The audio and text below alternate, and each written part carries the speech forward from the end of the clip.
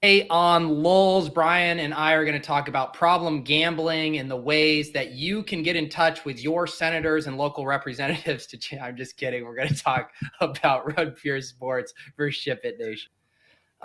Brian, we had ourselves a little show last week. I mean, I feel like we had a little bit more live viewers than normal, and I knew that people in the DFS community were going to enjoy it, but I did not think to the extent that it happened. I mean, there were a million comments. I didn't respond to any of them because there were just too many. 12,000 views on the YouTube channel. You were saying our pod downloads were higher than ever. People love some DFS drama, I guess. They're thirsty for it, Pete. There's people shilling themselves in the chat for job listings now, and yeah, so if for some reason, I'm assuming anyone tuning in live right now saw the interview last week. We interviewed Hoop.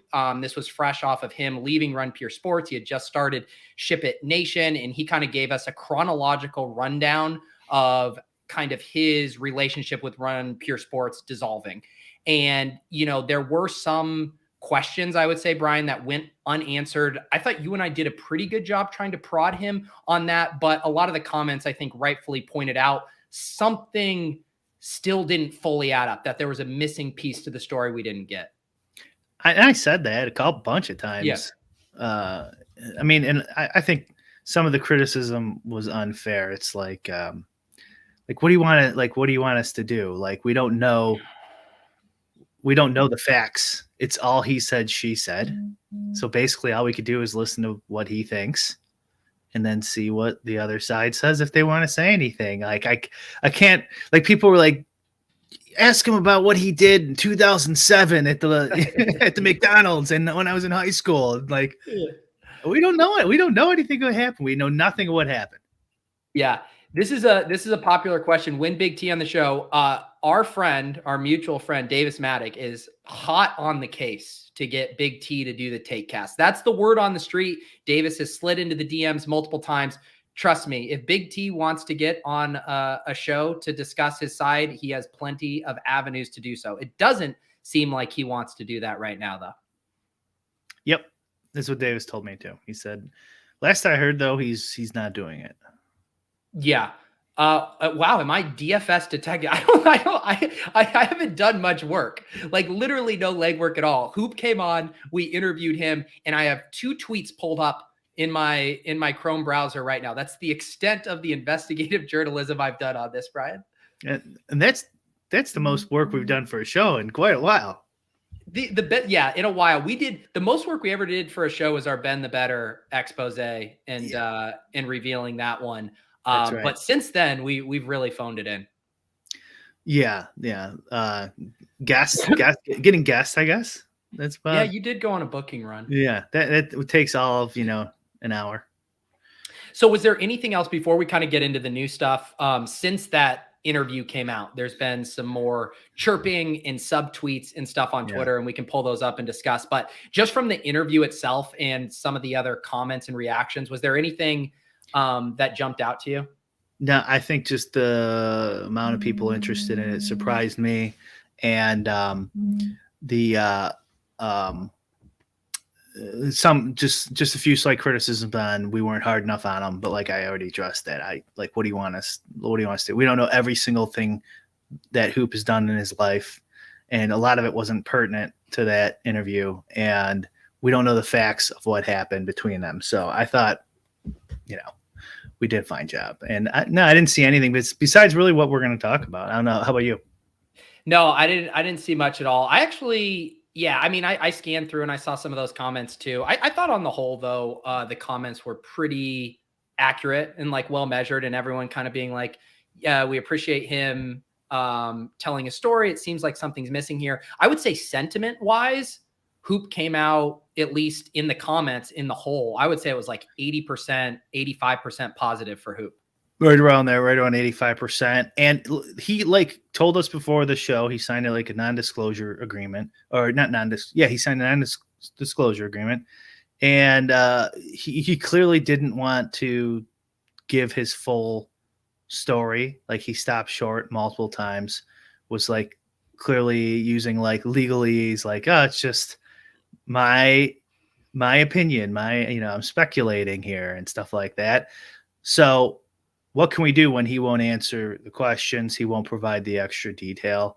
It just looks like, okay, well then there's something else here too. And so we started guessing near the end, like, okay, what would have happened? What would Big T be thinking if you won't say it? And he kind of agreed with those Yeah. guesses, kind of. Yeah. And then that's when like tweeting started after the show. Yeah, and I would say so the most revealing tweet we got was so Big T, I assume his mentions have just been like a disaster since that episode. He did finally put out a tweet yesterday. Actually, a very, I did like the overall construction and cleverness of this tweet. He did it as a fake job opening at Run Pure Sports. Details Monday through Thursday, 9 to 5, Fridays off. I dig that. 4 or 5 shows a week. That's pretty solid. I think mostly 20-minute morning breakdowns. Can always get a replacement if literally anything else pops up. Golf and NFL chalk analysis. The chalk there being used as a pejorative. And then 300K plus equity per year slide in. So clearly a reference to what Hoop's kind of official arrangement was at Run Pure Sports. Did anything jump out to you here from this tweet? So we were DMing a little bit about this. I was pretty much a sucker where I got the hoop thing, but I also thought, like, is he now actually looking for somebody or is he like puffing up Run Pure and be like, we can afford to hire someone at 300K a year? I mean, also, like, so that means they were clearing, over like $1 million in profit, not just gross, paying all their bills and all their people. This would assume if he's getting 33% or whatever. Yeah. So that seems like, I don't know, in their first few years, that's pretty good if that's what they're doing. Yeah. I mean, that didn't, honestly, like none of this shocked me. To me, it was clearly like, I know there was some confusion about that. To me, this was like the most obvious subtweet of Hoop, which is kind of the thing that like Big T's MO is just constantly subtweeting, constantly veiled, like posturing, and never just fucking putting your nuts on the table and saying what you think. It's like, can we just, everyone knows who you're talking about. Can you just actually explicitly say it and stop beating around the bush? But I mean, to me though, if we are trying to now put on our detective hats, it seems like we got another piece of the puzzle here, which is Run Pure Sports did not think whatever, Hoop was commanding as an equity shareholder and as just an employee was worth what he was getting paid. And my guess is, knowing that conversation about bringing in the CEO, was like, let's slide some of that salary over to a CEO who's going to have a different skill set than you, accomplish different things. We'll all still rise together, but we can't keep paying you this rate for doing 4 to 5 shows a week. Yes, exactly. Putting the pieces together. Hoop also mentioned he was an accountant previously, and he did financial stuff for Run Pure, but he didn't know anything about the financials of Run Pure during their separation. Right. So that would make me think he stopped doing it or never did it, or maybe there's more to that. Like he wasn't really doing much to begin with. And he just said, I did some financial stuff and it wasn't really much from the beginning. Yeah. So maybe he was doing that stuff and then stopped, or wasn't doing it well or something. And Big T was getting pissed and like, I got to bring somebody in here.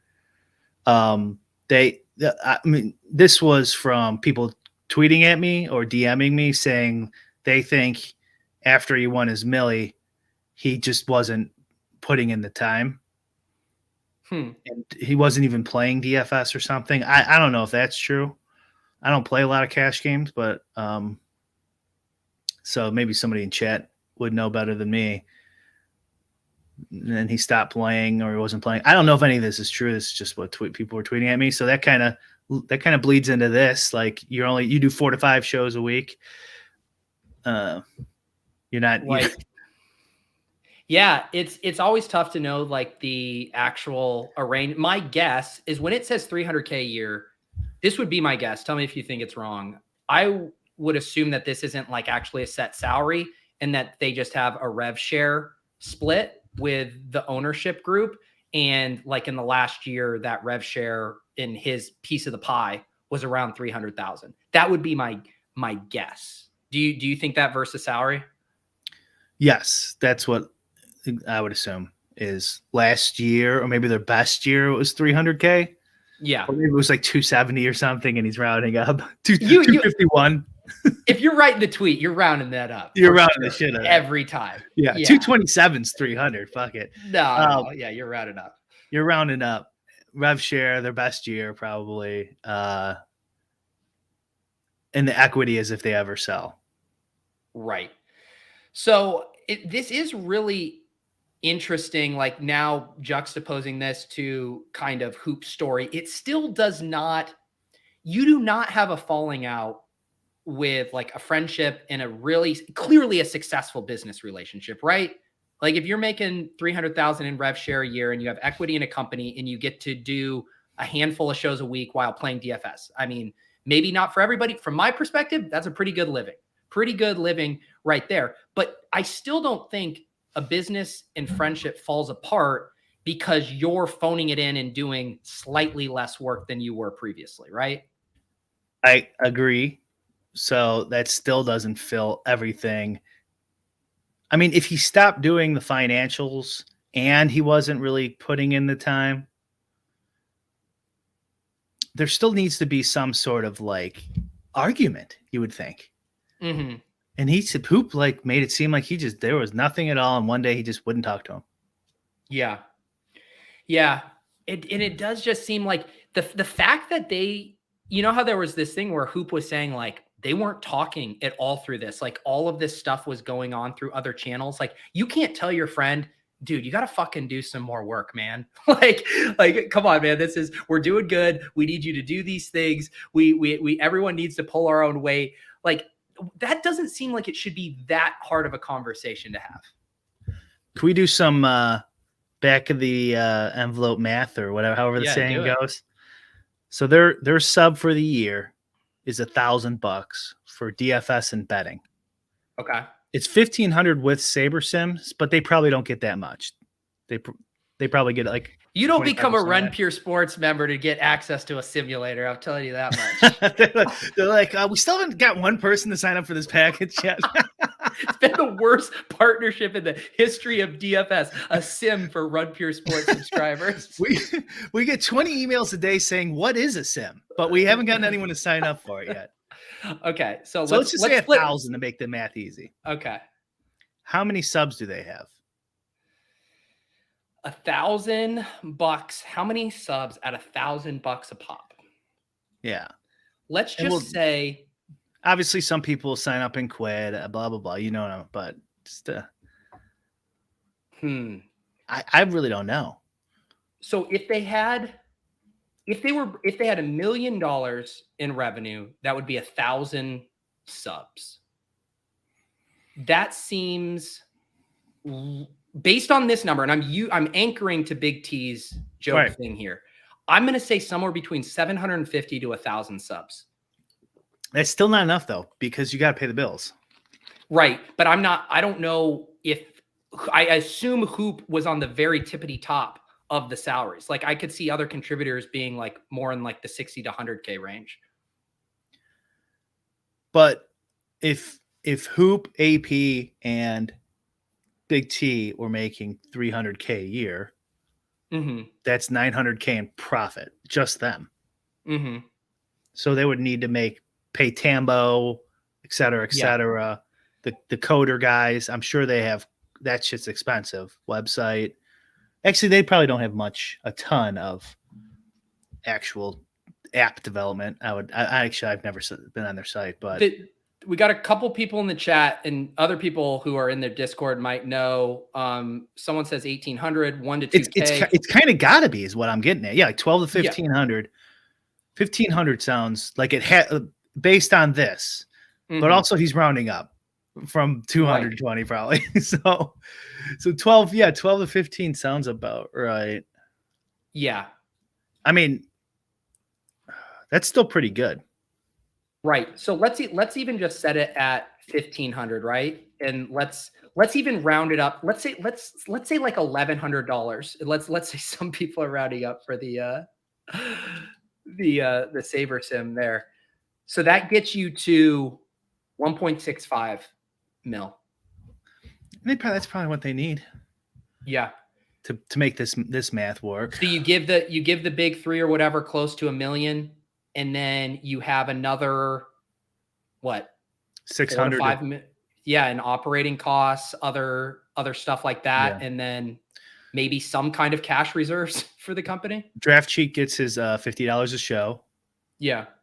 I wonder how much he makes. I bet he saw this tweet. He's like, God damn it, I want $300K a year. Oh man, Hunter just reminded me. What? Dude, I had bought long ago my Run Pure Sports merch. Hat. Oh, that's I had not got a chance to debut this yet. I mean, beautiful. Come on. That looks like your style too, Pete. Also, check out the back. Oh, money symbol. You know, you probably should enter some lineups just to see if it's lucky. I do want to. The reason I pulled up this comment wasn't actually to get my hat, although that was a nice bonus. It was to say, you don't, unless you're at incredible scale, you're basically breaking even on merch. Like it is. I would be shocked if they cleared even 5 to 10,000 in profit in merch. Really? Yeah. I thought you make like $8. You would, not you, but just someone would make like $8 a t-shirt. Actually, maybe they do make more because I think I paid like $40 for this hat, and like the hats in my store, I think cost like $24 or something. So maybe I'm just awful at setting my own margins, but I would still not factor merch like that heavily into their income streams. Interesting. Yeah. Interesting. Because when you scale it up, then they drop the cost, I'm assuming. Yeah. No, or just like your margins are better. Like this hat probably costs them wholesale like $11 or $12 to make, and they're charging like $35.99 for it. So they're clearing. Good. How do you not make money on that?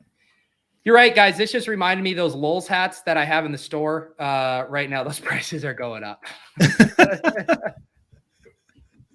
All right. So was there any other thing on that math? I think that gets us in the ballpark if they have around 1,500 subs.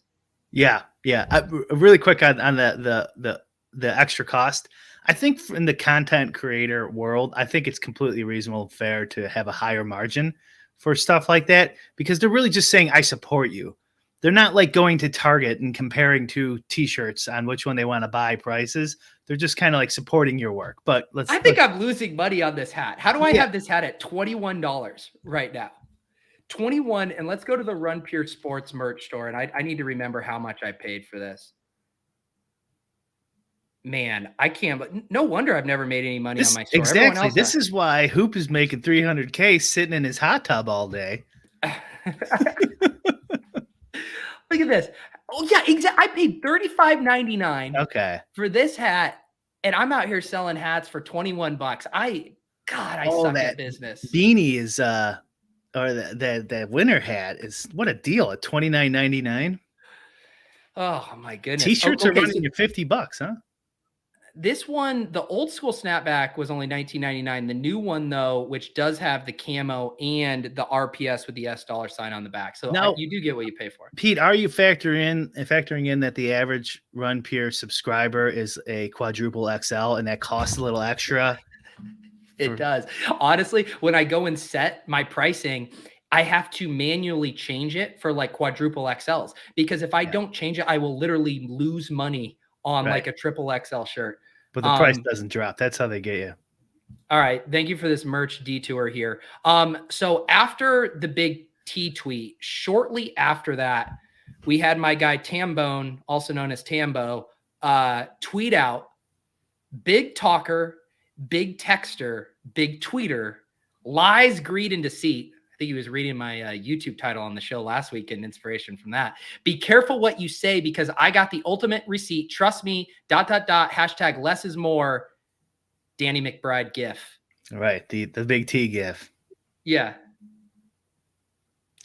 Lot to unpack here. Lot to unpack. Do you think the big talker, big texter, big tweeter, as we put on the thumbnail, was a little big T Easter egg buried in there, or just a complete coincidence? Oh God, it's got to be Big T. Come on, I'm surprised. I'm surprised he put it all in. I wonder if he was like, Big T, and then he was adding words to the T, or if it all just fell into place when he was editing his tweet. It almost has the cadence of a Randone tweet. I wonder if they were workshopping this together in the Ship It Nation, at the water cooler there, because this is like a clear eyes, clear lies, realize, or whatever. Realize kind of thing here, Well, don't you think? he works with Randone now, so Exactly. where do you They're think he working got that together on idea? this tweet. Yeah. So what was your interpretation of this? Some of this is obvious. Big talker, big texter, big tweeter. Be careful what you say. He is saying that he has some kind of dirty laundry he could air out that he's essentially saying would be the trump card to all of this beefing and stuff. Do you buy it?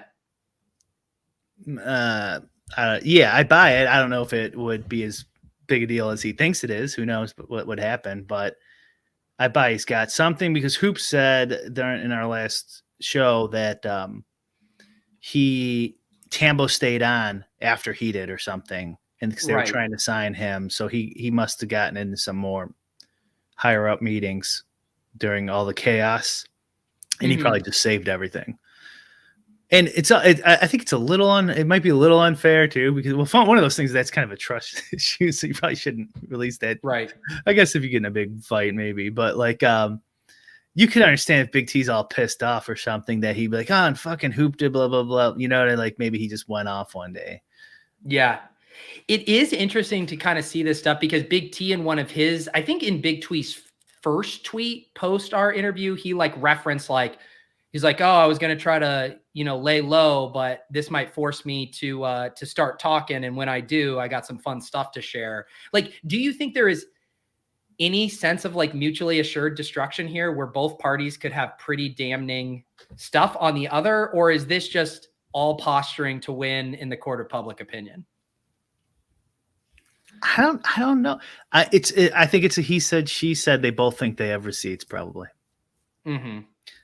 I think with Big T, he's being too corporate, as I've said a few times. Like I told Hoop, it's better to tell your story than let someone else tell it for you, and he's kind of having this told for him. So he might want to go on the take cast and give his side of the story. Because it looks bad for Big T, I would say. And that's to me.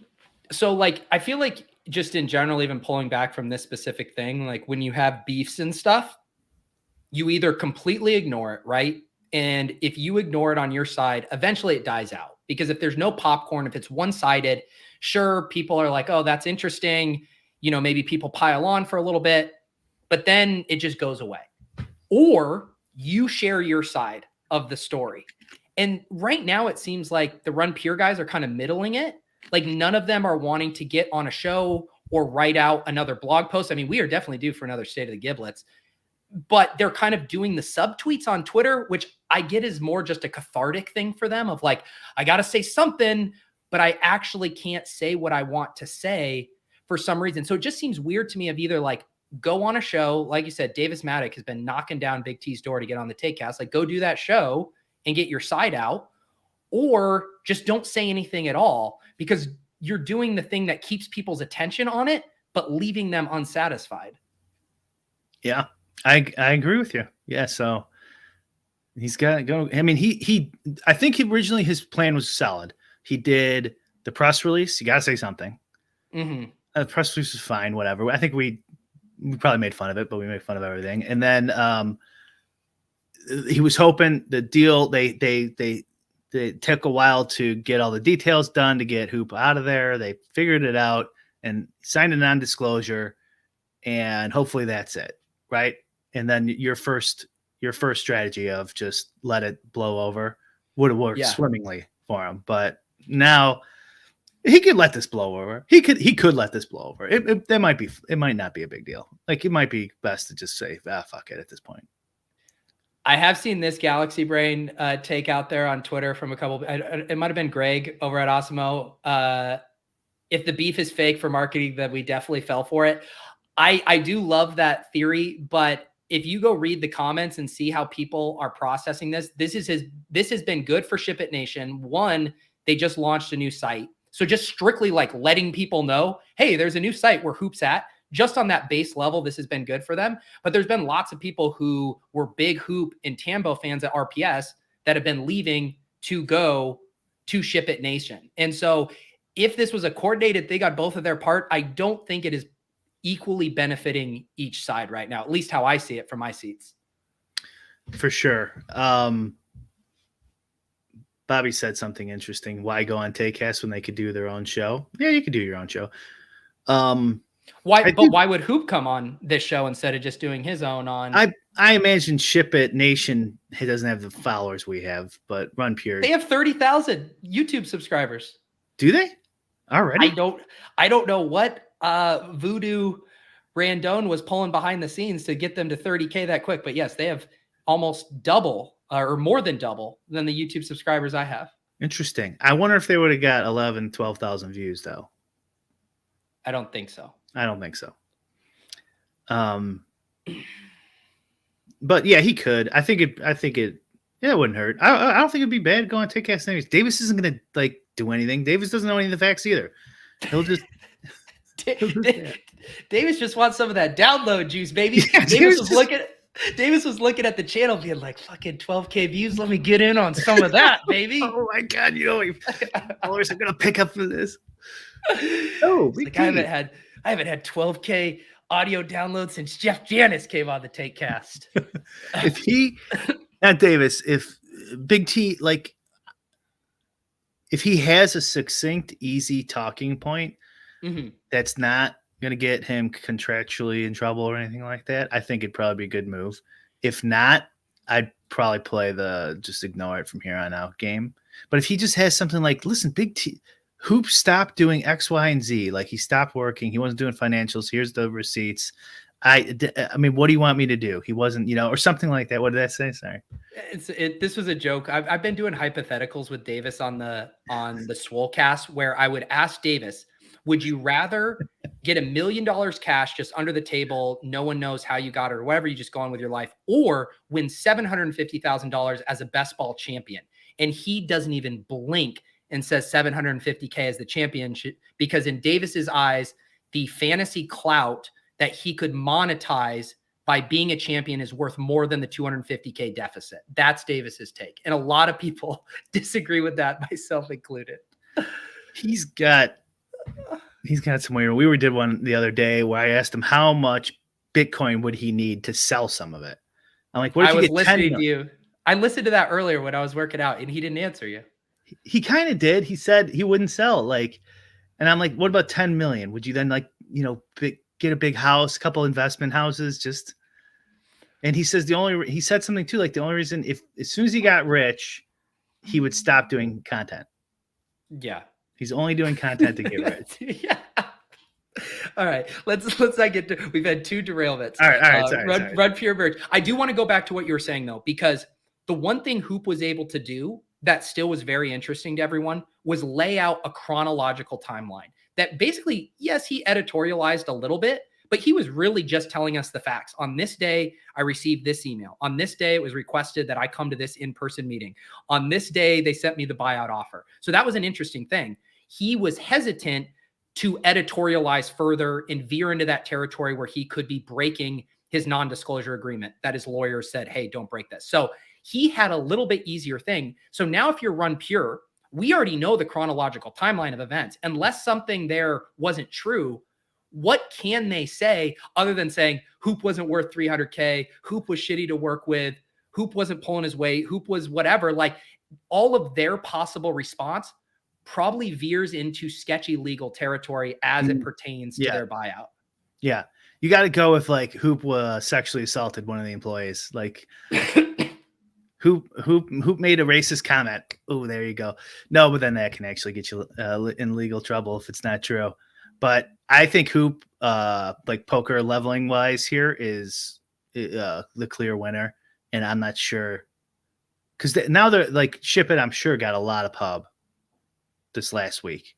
Like a lot of a lot of views, a lot of likes, a lot of not credibility, but what's the word? I don't know, like the empathy of he interviewed really well, and they're like, and people are like actively saying, I'm stopping my Run Pure membership and joining Ship It Nation. So like, I don't see how he reverses it, but maybe he could. But like joking aside of with the call him a racist or something, like maybe there is I mean, who knows? Like Yeah. a smoking gun. Yeah. And that's why I do think the fact that they're willing to talk on Twitter with not so veiled subtweets, but not like go on a show or do a longer form thing is because there isn't that much more to say, you know? And so I know that like if you're thinking about a vehicle, if you go and do an hour podcast, like you need an hour's worth of content. Hoop had an hour's worth of a story to tell us timeline wise. I guess I just don't know what those guys can say other than like he was shitty to work with. I'd be interested if anyone in chat went like, what would it be? What would it take for you to be like, oh no, actually, this was justified? Just Right. thinking about it out loud with like the way it's laid out, anyways. Like even if he wasn't doing all his shows after he won his Millie or something, and he stopped doing the accounting stuff, he clearly brought customers to that base who are going to be there for a long time, right? Like he doesn't get that back. Like they paid him, obviously, but like you would assume that a big part of their initial subscribers was because of him. So like, you can't just benefit from all that and be like, I don't like what you're doing now, and you're gone, you're out of the company. And to use the kind of the shadiness of a handshake deal, let me rephrase, like the gentleman's handshake deal, and then using that to your benefit is really shady in our world, especially. Yeah. So like, I don't know, it would take like, I don't know, something pretty bad, right? Like clear violations, multiple of them, of something to justify to just end all that, and in the way Hoop described. And we're also giving the benefit to the way Hoop portrayed all this. Right. It seemed earnest. Maybe this wasn't the way it went down at all, too. That has to be a possibility since we don't know Big T's side. Do you think, again, I'm using the Big T tweet as context clues in Hoop's story to us, would there have been any reason why he wouldn't have felt comfortable sharing they wanted me to take a pay cut? Because that never came up. Because my guess is if what he's saying is he didn't want to leave and like they wanted to smooth things over and the answer was like a pay cut, bringing in the CEO, I guess I'm trying to say, why wouldn't Hoop want to tell us that information if that was the case? Just because it makes them look better. But yeah, if he was offered less money, like if Big T's like, we're all taking a 20% haircut and giving it to this guy. Right. Yeah, he probably should have mentioned that. Yeah. Because to me, that starts to piece the story together a little bit more. Like your scenario of saying, hey, the main core ownership group is going to take a pay cut and we are going to bring in the CEO because it's going to, yes, it will, hurt our income in the short term, but where we're going to make it back in the long term with having someone better to run the financial aspects of the company. That feels like a very clean thing to say. And it's also not like a shot against you personally in that case, if the whole ownership group is taking that on. But maybe there was more disagreement in like how much each person was taking a cut, where someone who was doing more work said it's not fair for us all to take the same cut or something like that. Yeah, maybe he wouldn't take it at all. Yeah. I'm not taking any cut. I don't want this guy here to begin with. Yeah. They must have been up around 1,500 users or something anyways to even consider that. Yeah. Because like, I mean, how much business stuff? I mean, you could do a lot of like SEO and marketing and advertising, I guess, and stuff like that too. I guess there's a lot of work to do, but a lot of this stuff, the content wise, like the stuff they already do, they already do shows, they already do projections, and you just got to post them, tweeting and getting your name out there, playing diva. It kind of all takes care of itself. Yeah. A decent amount of it. Like who you don't need some big wig What But yeah, here's another one that we should do some guesswork on. What do you think, now knowing we just have some vague numbers, 300K, maybe 1,500 subs, what do you think the buyout number was? Because Hoop told us they made him an offer. He was disrespected. He made a counter. They said, no way. It was mediated. And Hoop said to us, it fell somewhere in the middle. How much do you think he got for the buyout? I thought a lot less before Big T's tweet. Yeah. Before Big T's tweet, I was thinking he got like, I don't know. I don't even know. And now knowing those numbers, let's just assume 1.5 mil in annual revenue. What do you think that puts the valuation of the company at? Shit. Steve Buzzard told me this. He did that. He did it? Yeah, that was part of his real job when he worked for a real company. Oh my God. There is some like little back of the envelope math you could do for that. I can't remember. But they're so volatile. Who knows? Anyways. Yeah. But I can't remember. But I would say that would be worth like. I think we're giving them too much credit, but like 10 million, 15 million. Yeah, I was going to be in that 10 million range too. And then would you say like Hoop, like 25% equity? I think he said 30, 30, 30, 30, 30, 33, 30. Yeah, the only thing was I thought like throughout the years, had they given any equity to any other contributors, any other people on the tech side, like that seems unlikely that they would have maintained full ownership throughout. Good point. Okay. So let's just, even if we put it down, let's put it down at 20% and let's be generous and say the company's valued at 10 million. Okay. So that would put his share at 2 mil. And I'm guessing he got nowhere close to that in the buyout. I'm going to guess he was closer to like, no, if his salary was 300K or 300K, I would guess his buyout was around 750 to 800,000. Okay. Just back of the napkin ballparking. That sounds fair to me. He probably wanted 2 million, or we're probably being generous. Maybe, so maybe he probably wanted 1 million, got 500,000, something like that, or wanted 2 million, range. Got 800, 900,000. And he did tell us that he wasn't receiving that all up front, and some of it was going to be paid in monthly. I would imagine. Yeah, it's a lot. Yeah. Yeah. Ron Pierce just got 10 million in the bank, like, oh, just pay him out. Well, I mean, Hoop said that there wasn't any money kicking around in the bank. Right. Yeah. That's going to pay bills. There you go. So if before all of this, I had just asked you, what do you think Run Pure Sports valuation was at? Like, how close would your guess have been without any of these other context clues we have? I would have guessed they have like 500 paying subs. Mm-hmm. So whatever that would be, worth a couple $1 million, $2 million, yeah, $3 million. Yeah, it's interesting. Interesting. Yeah. I mean, that's pretty successful. You got to hand it to Hoop. Okay, he didn't get the money he wanted, but he's still getting it. Let's say between 5 and 800K. And he's starting right back up. That's the thing too. When you think about in other businesses, right? Or I don't know, in science or tech, where there's like this intellectual property type stuff, like him able to like spin that up. That's essentially like a clone as far as the playbook for running a DFS site. Like you've been living it and you're just going to run the same playbook with a different logo on it. Yep. Like that's an easy pivot. Like if you're getting, it's then saying how much is the intellectual property of like Run Pure Sports and obviously the built-in customer base worth, but it's pretty easy to clone whatever you were doing over there somewhere else. And he gets 50% at least, right? With you figure, they probably, who knows? They might have got a computer guy. They were up and running surprisingly fast too, right? Yeah. With merch. Yeah. So, oh shit, they gave that Randone's in. We forgot about that. Randone's part owner, remember? Yeah.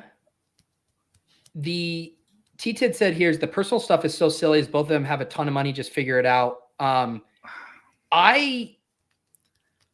don't know if I think that this clearly went deeper, right? Like it might have started with money disagreements, but this clearly fractured their friendship too. Like something around along the way. And that's why Hoop saying they weren't talking at all through this. It was like there had to have been some really tough blow up conversations at some point for it to get to here. We still don't know what from point A to point B what the hell happened. You'd figure that something happened in the relationship, like you just said. And unless it was just an outright forcing for more profit, which I think there's more to the story than that. Also, something else had to happen with they wanted to give 20% of his equity to this guy and he didn't want to do it, or he wasn't working as much, or I'm totally guessing. I have no idea, but it feels like there's got to be both of those things. Like, or maybe Big T felt like I said this on the show too. Like Big T felt really slighted, and Hoop just was oblivious to like Big T's frustrations or something like that. Yeah, those two don't seem like the whole, hey man, like could you you hurt my feelings? Could you, that? But they don't. I don't think they bury that shit deep down. Right. And to your point, if they're burying it deep down, there probably was a lot of non-communication going on for a long time. And then instead of just being like, oh, it'll work itself out, or hopefully it works itself out. And then you find yourself, 2 years down the road being like, wow, we are in a shitty dynamic now. And now there's no way to massage it through now. It just has to lead to some kind of divorce. It's crazy. Something else had to happen. They don't go from family friends to kicking one of them out of the company for nothing. Right. And I would be interested. Like, I have no idea what added stuff like they're doing behind the scenes, because a lot of the stuff with the content, right? Like you said, it's almost turnkey, set and forget it. You got your producers over there. You got whoever's making your thumbnails and your promos. They know the routine for how to prepare for a slate and how to do a show for a slate. You do some Discord stuff. I mean, I guess it is hard to know, like, what stuff did they want to be happening? Because you can be in cruise control as a DFS site for sure. You could absolutely, if your members aren't getting purged and you don't feel like you have to be adding new offerings or whatever, because it did seem like,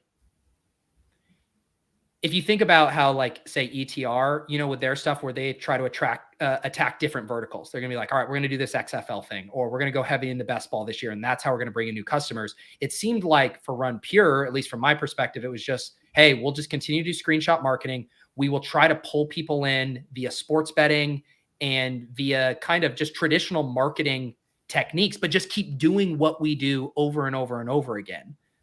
That's kind of how it seemed to me. Yeah, for sure. And I think their vertical, or whatever you want to call it, was sports betting. Giving out picks, which is pretty sharp. I mean, depending on you, it's probably not sharp for the people betting those picks. I mean, maybe some of them have an edge. I don't know, but I think they're more like, I think the Lakers are going to win narrative bro type of picks. But people love that shit, and I'm not opposed to anyone selling that too. Like, if it's all entertainment to me, so yeah. But you can make some money off that. They're talking about the tech offerings at Run Pure Sports is really weak. When I sub there, picks were posted in random formats, no CSV downloads, a lot of blank data. I mean, how long ago was that? Yeah, but that, like, to that point too, like, that's not why you sign up for Run Pure Sports, right? If you want CSVs, you're going to Stochastic. Yeah. I think for them, you want like the player pools, the core, and their rankings. Who am I playing in golf this week? Who am I putting 80% in my lineups? Yeah. Hang on. So Johnny Footballs has been talking in the chat about his theory. This one's fun to bring up because he was talking about how quickly Ship It Nation got running. He says RPS found out that Tyler and Hoop are planning on doing their own thing, which caused RPS to get out ahead of it and bring in the new CEO, and also why Ship was up and running so fast. There's some fast. Let's now wind that back through the lens of what we know. Why why would Hoop want to leave to do his own thing if he has a cushy gig getting 300,000 a year doing 4 shows a week? Doesn't make any sense. Except like if he doesn't have to do anything and Big T wouldn't care. Because they had golf. Yeah, you can't do that. You can't do that. There's no way that would work out because Tambo was their golf guy. So you can't be like, hey, bro, you took our golf guy and started your own site. Like, you're a partner here. You can't do that. And, to everyone had said that Hoop came across very genuine. I mean, he would have been bold-faced lying to us on multiple occasions when he said, I never wanted to leave Run Pure Sports. He said that to us multiple times. I had no intention. I was happy there. I wanted to keep doing that. I wanted to build what we had. His kids didn't know. Yeah. That would just be him completely lying then if that's true. Yeah, that doesn't that I don't buy that one. I'm not saying it's not possible, but like it would really unravel everything we've heard so far. Well, yeah, anything's possible. And also, guys, I'm sorry. It's not hard. If I needed to spin up a new DFS tout site in a week, I could do it, guys. My designer gets me the logos. I know how to spin up podcast feed stuff. I get my producer on it. I get an express shipping to Brian with crushedfs.com merch. Like, it's not that hard to spin up a new enterprise. Because they were wearing shirts, you guys are like, wow, it must have taken 6 months to get those from a Chinese factory. Like, it's not that hard to spin it up. That's true. It is hard to develop a good website with useful stuff. Of course. Yeah. Of course. And really one of the big hard parts of that is finding someone decent to do it for a reasonable price. That could just take you years. Yeah. And I mean, Clay says, I thought Hoop came across genuine, but him not directing some of your questions left major gaps. And then you have to ask yourself, was it because he, was worried about the legal stuff, or were there parts he didn't want to share because he would think it would make him look bad? Right. That's kind of why was he not answering some of that stuff? Well, if we're going in the upper range of compensation, 800, 900,000, million, I doubt it's a million, but I'm probably not saying much either. Sorry, guys. I'm keeping my mill. Yeah. So I would lean towards he just didn't want to. He probably, I think he got scared that he was going to get nothing. And his lawyer got him a solid deal, and it was a significant enough amount of money where he's like, okay, I won't say anything. I'm not going to go nuclear. So the way, I think initially when we heard about the new CEO, right, both in the Big T post and both from Hoop, in my mind, it was like the company has been a little disorganized. We need to tighten some things up if we want to succeed long-term in this environment. We need more of a visionary here that's not just a content guy. But if this spin-off site thing is true, or there's a little kernel of truth to it, could this have been Big T being like, we need someone in here to help facilitate what is going to be a legal battle for the company because our documents aren't very clean and a lot of the stuff isn't explicitly spelled out in a way?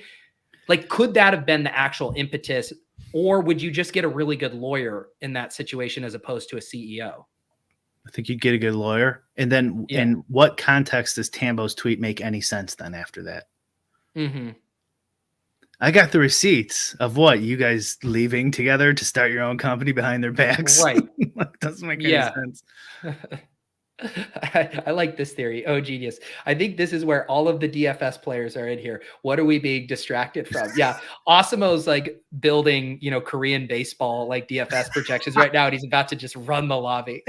He's going to watch this. He might be watching right now. I bet he loves this shit. Hey, Lou, can we get I need to get a screenshot here for future thumbnail. Let me just get this here. Can someone take a screenshot for me? Yeah. Starting to grow on the screen. The screenshots are starting to grow on me. There, I got like 4. There you go. If my guy Chris, he's been doing the thumbnails for me. If he's watching, I just got us about 4 more new thumbnail stills there. Osimo, do you remember this when we first started? He wanted to do a show with me that was just more like DFS news and gossip. Wait, was this pre or post Lulz? Right when we first started, like a month after we started. A Maybe month 2. after we started, Alex tried to cuck me immediately. We would still do our show. We would still do our show. Alex is like, great idea. How about you ditch the zero and get with the hero, baby? No, we would have still done this show. But I told you this too. I think you're just forgetting. He wanted to do it, and I'm like, sure, yeah, let's figure out how to get it done. And I think the plan was to do it like in a room in Chicago, which would be that would be cool. I mean, I wouldn't want to because then I'd have to like go downtown. You'd have to leave your house, leave my house. But I would do it because I think DFS needs a show like that, like with a real room with the mics down, everyone in there. I think it's just a better format. But Tom, I think Tom or someone at Stochastic ixnayed it. Yeah, too dangerous. Yeah. Too dangerous, especially probably how I was talking back then. There wasn't a lot to talk about on the show, so sometimes we got a little political. Yeah.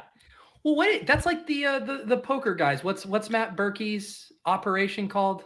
Solve for what? Is that the name of their podcast network or two? But he has all of those like in person, mics, really sick setup. People come through and just like jam. Like I think of all the people that I regularly collaborate with, how fun it would be to be able to do those shows in person. And I'm the exact same as you. Do I want to commute? Do I want to do any of that? Absolutely not. But just in a perfectly idealized world, if I could just walk downstairs and immediately be in some collective workspace where we could all podcast together, that would be very fun. That would be awesome. Yeah. Yeah. Yeah. And honestly, in Denver and Chicago, they probably 2 areas you could probably pull it off. There's enough guys. Yeah. Well, and it is, you got the Vegas guys that pull it off because they're all there for poker. Right. And this happens all the time in LA. Like all the biggest comedy podcasts out there do it in person because there's all these podcast studios. Same with a lot of podcast space in Brooklyn too. So it's definitely the ideal way to do it. There's that. Vegas obviously has a huge edge over DFS since it's Vegas and poker. The other thing is the podcasts, when they're even in comedy world, they're so large that like it would make sense for you to fly somewhere to go do someone's podcast because it's so big. You know what I mean? Like whatever, Rogan or just, name a huge podcast.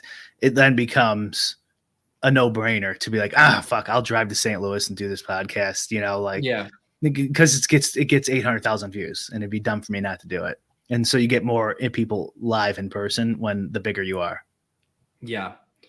Pius says, I love the idea of Osmo big dicking overs at, hey, I'm used to it. I mean, Davis is basically trying to run Lulz 2.0 on his Patreon feed with Brian these days. So, I mean, I'm used to everyone coming and trying to poach the show.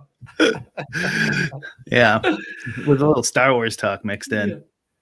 This is true. There's a ton of ETR guys out in Colorado. Steven, who I know works for them, he's their behind the scenes content guy, does a lot of stuff. He just recently moved out there. So they have a nice crew out there. It is fun when you can have that many people together for in-person stuff, even if it's not daily. It's hard to do a podcast when you're on the golf course and tennis courts 24/7. When you're doing everything you can. Well, Peter has talked about this on the club and stuff, but him and Bales like wanted to build, and it's like the most Jennings idea ever. It was basically like, what if WeWork met like just a place where there was basketball hoops and ping pong tables and all the other kind of like games you'd like to play. And then there was like one little office in the back room where you could go do work stuff or take meetings or whatever, but it'd just be like a factory where all the ETR employees or whoever came and worked. But basically Pete just got to have people to play ping pong and shoot hoops with all day. And they were legitimately, I think, looking at spaces to like try to build out this co-working / bro haven. It could work in the smallest of perfect situation. I think that once you get big enough, that would fall apart. But yeah, I don't know. Who knows? It'd also be like, it's one thing if you're Peter Jennings and you can, afford the luxury of playing ping pong for 4 hours. But if you have your employees there that you need to get stuff done and they're over here being like, but there's skee ball action going on behind me, it might not be good for productivity. If they did podcasts up the ass and like YouTube content where they're streaming the basketball games and all that stuff, it might work if they were generating money off of that stuff. Right. All right. We do have some. I mentioned how Brian and I actually weren't being big detectives on this, but some of you guys are. Christopher Donaldson claims RunPure filed their LLC on February 3rd of this year. That seems insane. How do you know that? But why wouldn't that have been done in the months that the company was formed? Yeah. Turns out that was a big mistake for Hoop, huh? I mean, if he signs that paperwork, if they have the LLC, he's getting a third. You'd think, right? Unless, of course, there's more to the story and they actually have some leverage.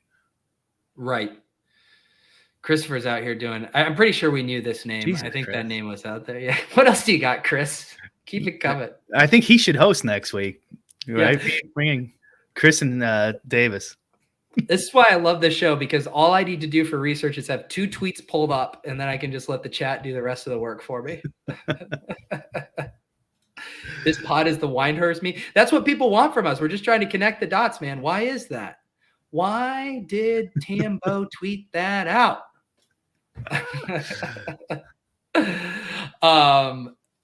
Yeah, the LLC stuff. It would have been very, very funny if Hoop was leaving to start RunPure Sports, and that ended up being the sticking point. Was that nope? They actually got the LLC trademark. We got to get this through ASAP. Oh man, yeah. I'm being honest, guys. Like Brian and I we thought we were going to talk about this for like 10 minutes. I knew there were obviously a ton of people who enjoyed watching the interview last week. I didn't really know how much left there was to say, unless someone from RunPure comes out and lays out an alternate timeline or sequence of events, right? Pretty much. Yeah. And I'd love to hear it personally, but I don't think it's going to happen. I think Big T's now Big C. Yeah. Big T's welcome to come on the show, but he would much rather do the take cast than he would this show. And he's not doing the take cast. So, it doesn't have to do with there not being platforms for him not to talk. I'm sure there's lots of people checking out those 12K views saying, hey, give me some of that. Come on my channel and break the story. I did Pat Meow's show earlier this week, and he's like, oh, yeah, how'd that go? You guys did tons of traffic on that. He's like, did you guys think you'd be the gossip, DFS gossip rag? Nope. It is fun. It'd be funny if we saw some kind of sea change, Brian, where it was like everyone just like, screw it. We're not doing, core plays anymore. We're just going to fucking take a shot at someone else in the space and make content around it. I mean, that's what poker does. I mean, Doug Polk built a YouTube kingdom out of beefs. This is impossible, but the whole thing's fake. They both own Ship It and RunPure. It was all played out. They figured they'd make more money by making this huge marketing play. What are the odds of that? It just doesn't add up for it to be like that. Everything seems so raw. Like the fact, like Hoop coming on, his emotions seemed real. About how just the entire process, and then the fact that it doesn't make any of the RunPure guys look good when they tweet out what they do. It makes it look like petty, or that there's truth to what is being said.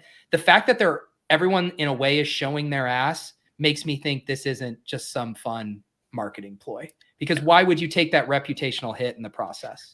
I don't know, man. I think they've doubled the size of their company essentially. That's good. Coming to a thumbnail near you. When I sign my one show RunPure Sports contract, this better be on the thumbnail here. That's a pretty good pick, Pete. It is. That is ending up on a thumbnail. Do you want to talk about the Underdog banning me for a second? Yeah, I got about 5 minutes here, but I do want to talk about it. Anyways. But so for those of you who don't know, it was a few weeks ago. We were kicking off. It was the night that the NFL schedule was released. And Brian, of course, had the draft caddy. Those of you who watch me do my best ball drafts, you'll see I got my week 16, my week 17, my exposures. That's all Brian's Draft Caddy, which I continue to get a million questions about. Apparently, we're bad at marketing. Maybe we need to hire someone from Run Pure Sports to market this Draft Caddy. Bric75.com, Sports HUD. We have multiple videos.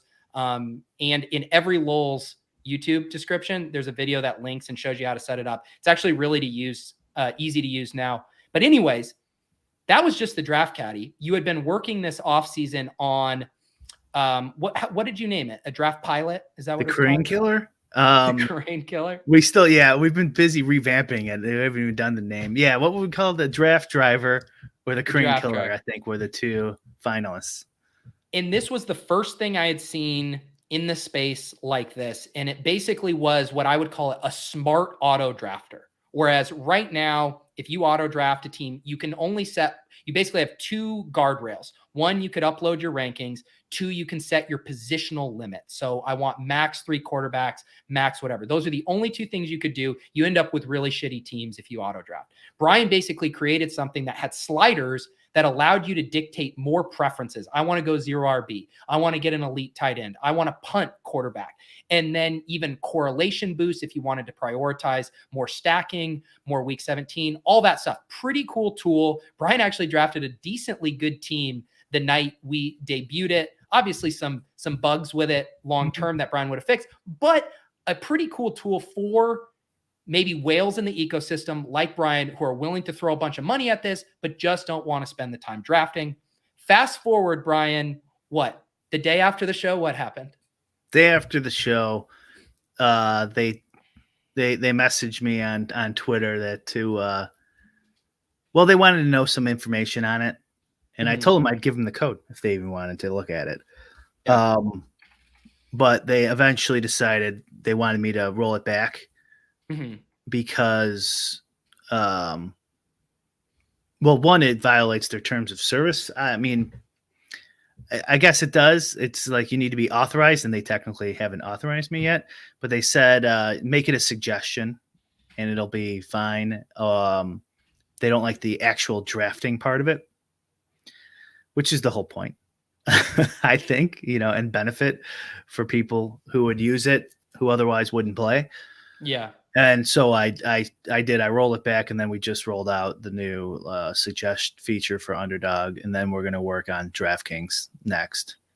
So how does it work? Does it still do the slot machine scroll for the suggestion? It does scroll the players, but it pops it in the queue. It auto puts it in the queue? Yeah. That's cool. And we added the week 16, 17 correlation now. By week. So what's the difference if it puts it in the queue and then it times out and you get the player versus selecting it itself? One, it's not drafting it. They are. Gotcha. It's actually kind of cool because you could change your mind if you don't like who they pick and stuff like that. Okay. And I think if you do 2 Q picks in a row, they autopilot you. So you have. Oh, gotcha. And so then it won't allow it to keep queuing stuff up because it will make the pick. I don't know how that's how it worked before. So I don't know what their thing is, but it's just not drafting it. We're not drafting it. So if it times out, it will pick the queued player. Okay. But if you're on autopilot, it won't work. And you have to select your settings. It won't work unless you make your picks on how you think it should work. So for the functional purpose, like when you had described it, one of your things was like, oh, I might start a draft and then, food gets here. I got to go do something. I run an errand. With your previous version, you could leave. It would draft the team pretty well based on those parameters. Now you can't do that. But what you can do is you can multitask pretty well and just casually make sure you're going over and selecting draft on the player that gets in the queue. So you could theoretically, but you would still need to be at your desk and make sure that you're drafting along with the suggestion, but it would allow you to probably multi-table much easier. Yeah, you can easily multi-table, and you could just use it for fun, for content too, if you wanted. See what it selects. Yeah. Because it is throwing in quite a bit of like correlations and stuff in there. Yeah. Comparing players with the week 16, 17 and bye weeks and shit like that. Do you know what would be really fun, Brian? With that twist, now that it has entered a new iteration, would it be able to say like, these are the 3 top suggestions, and one might be an ADP value, one might be a correlated piece, One might be, I don't know, whatever the other thing, but where it's like you have 3 finalists and then you get to kind of manually choose. It's like, you do the legwork for me. This is the best ADP value, but you might want to complete this stack with your quarterback. You make the choice now that both are right in the queue. It could queue up 3 guys. Yeah. Yeah. I think I'd rather have DraftKings next on the list and then circle back to that. But yeah. Unless you think that's something people would really want. I just think it would be cool to kind of like, it's like you get the machine's thought on it, and then you get to kind of make the final decision on the best suggestion. Yeah, we could do that. We could definitely do that. But I mean, just for the record, I still think they should change their mind and put it back to allowing. And then, so now we'll leave this guide. It's called Guide Me button now, like a suggest button. And then we'll put an auto drafter under there for DraftKings. But I will, hopefully it'd be nice to have both those options for Underdog too. And, they could use a suggest, or they could draft it if they need to step away.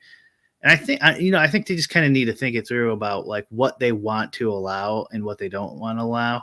And I would say one point would be like reading other players and like trying to predict what they move. Like if you really want to get complicated, you could make some pretty complicated sims that will give someone a big advantage.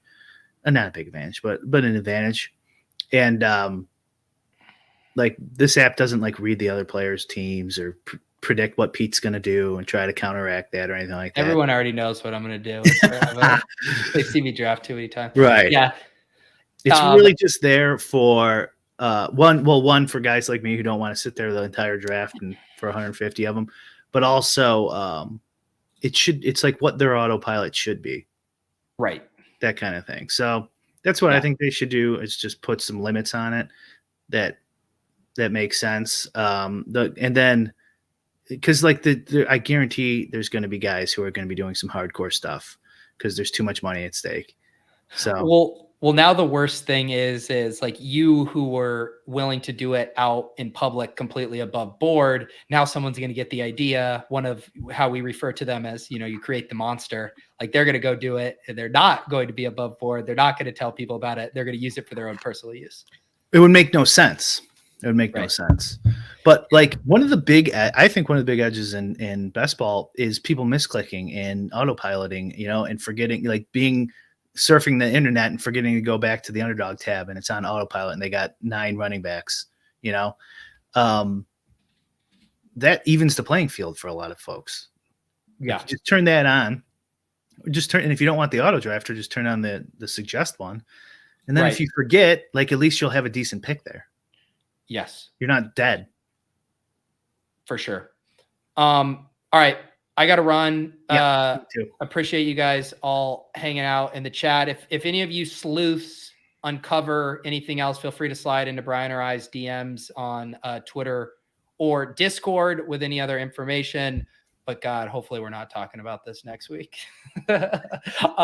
Audio will be up on the Lulz podcast feed. Again, even people asking in the chat about the Chrome extension. I have the link down below, bric75.com. If you've been watching me draft, you can see the overlay stuff there. You just have to do a quick little developer tool unpacking thing to get it loaded into Chrome, but the instructions are all there. And then once you have it in there, it's really easy to then go use the auto drop downs for getting your exposures, getting week 16, week 17. And I actually have something I want to work on to get Brian another fun thing we can add to the app for information while you're drafting.